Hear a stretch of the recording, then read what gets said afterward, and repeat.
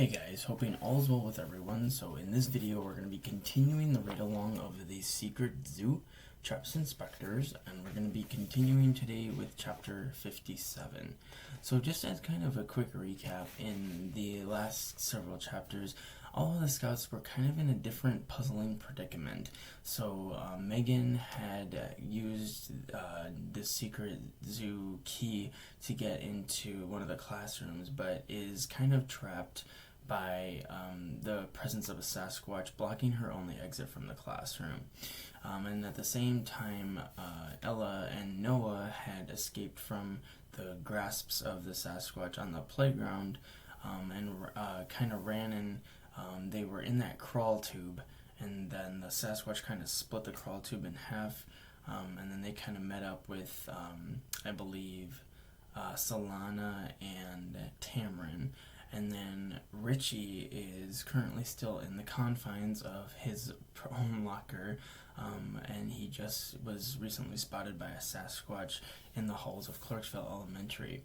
So we're going to be continuing today with chapter 57 to kind of see how the situations of those predicaments resolve. Chapter 57. Avast, ye Scallywag! The Sasquatch raised its arm to strike at Megan, who covered her head with her arms and turned sideways in a feeble effort to protect herself. As she did, she felt something tug at her wrist, and her pirate sword dropped to the ground and bounced a few times like a stiff fish out of water. The Sasquatch gave a quick, nervous grunt and took a small step back. Megan saw a chance, however minuscule. She snatched up the sword and thrust the plastic point of its blade between the eyes of the Sasquatch.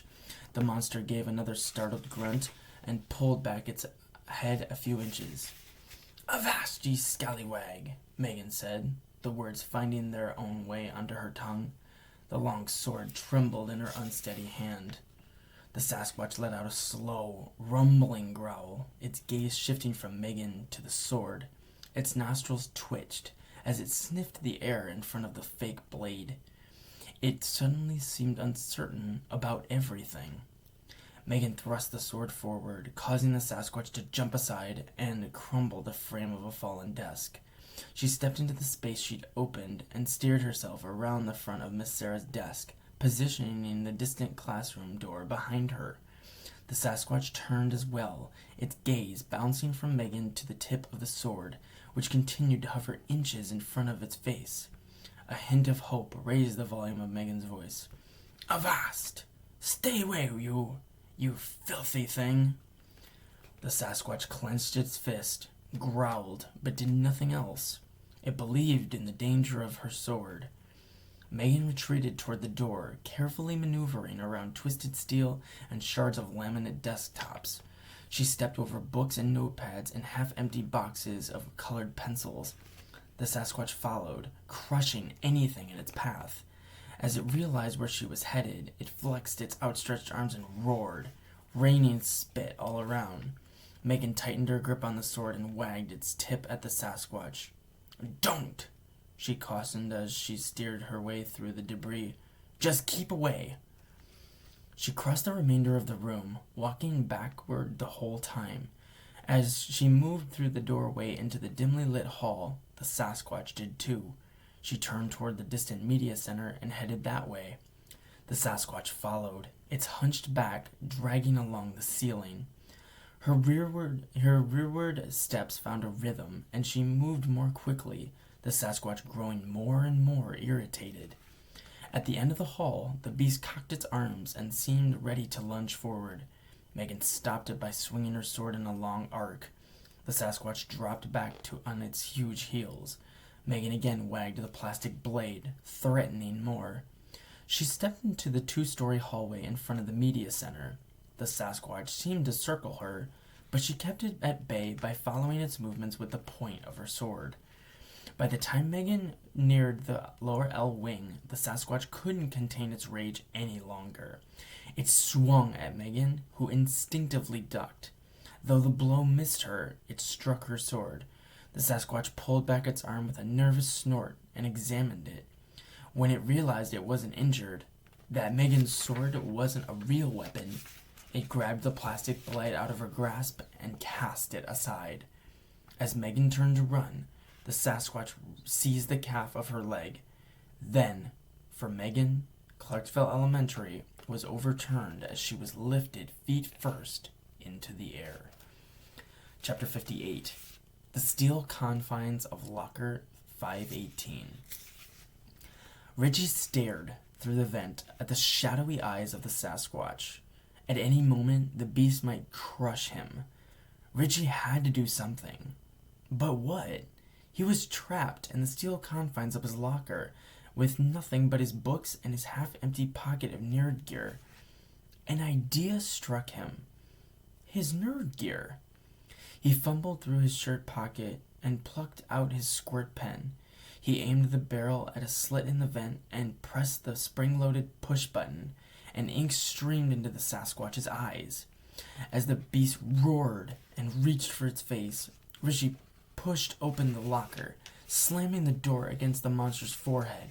He crouched low, squirmed through the Sasquatch's legs, and bolted across the hall, where he slipped into one of the few undamaged lockers and silently eased the door shut. In the new darkness, he stared out through the vent. The Sasquatch swiped at its face and staggered about. It shook its head and tried to blink away the ink. Then it stared into Locker 518 and realized Richie was gone. Roars of anger rocked the hallway, and the Sasquatch charged up the upper L wing, undoubtedly thinking Richie had gone that way. Richie lost sight of it through the locker vent, and a moment later he heard a deafening clang of metal. Silence followed. Then footsteps. Someone or something was headed toward him. The Sasquatch? Charlie Red? In a panic, he aimed his squirt pen at the vent. The footsteps grew louder and louder. Then, a shadowy figure filled Richie's view. The locker door sprang open, and Richie sent a spray of ink into the air. The ink didn't connect with a Sasquatch or Charlie Red, because standing in front of him was Ella. Richie eased back his thumb, and the stream of thick ink slowly went limp and then stopped altogether. Oops. Ella stared down at the fresh stain on her dress, her jaw hanging open. After a long silent moment, she said, "Are you freaking kidding me? I thought you were a Sasquatch," Richie explained. Ella's eyes grew wider. "Dressed as Wonder Woman? I freaked out. I'm sorry." Ella seized Richie by his oversized collar and yanked him into the hall.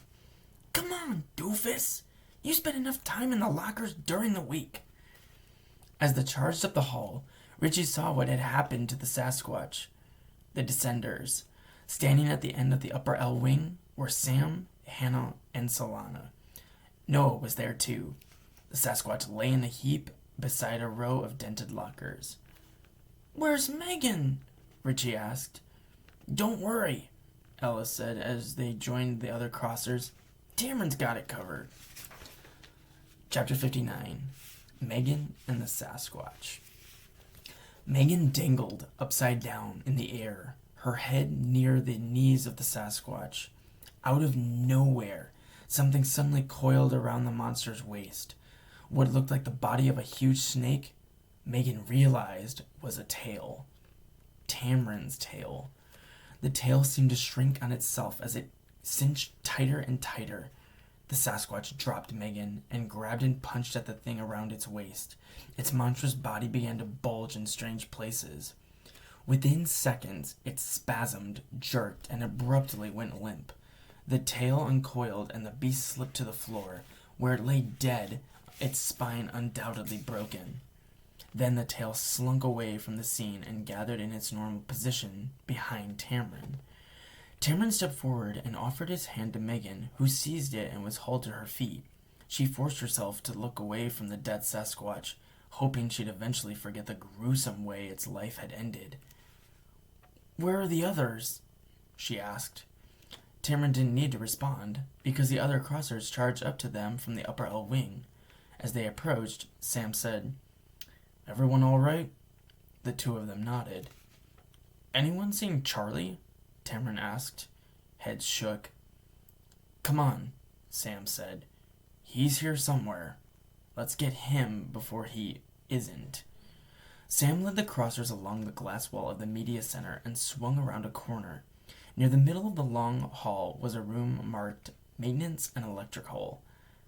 Its doors was wide open. Charlie? Hannah asked. They shared a curious look. Then Sam said, One way to find out. Together, they crept into the maintenance room. And I'll stop the video there, ending at chapter 59. But I hope you guys enjoyed this video. It was kind of an interesting, quick thinking from Megan, but it kind of also shows kind of the interesting inquisitiveness of the Sasquatch too, thinking that the blade itself was lethal, where it was just kind of made out of toy plastic. But as always, guys, thank you so much for watching this video. Please take good care of yourselves and be safe. And I look forward to seeing you guys next time, where we're going to be getting closer and closer to the ending of the Secret Zoo Traps and Specters. We're getting pretty close to the end here. But as always, thank you guys so much for watching, and we hope to see you very soon.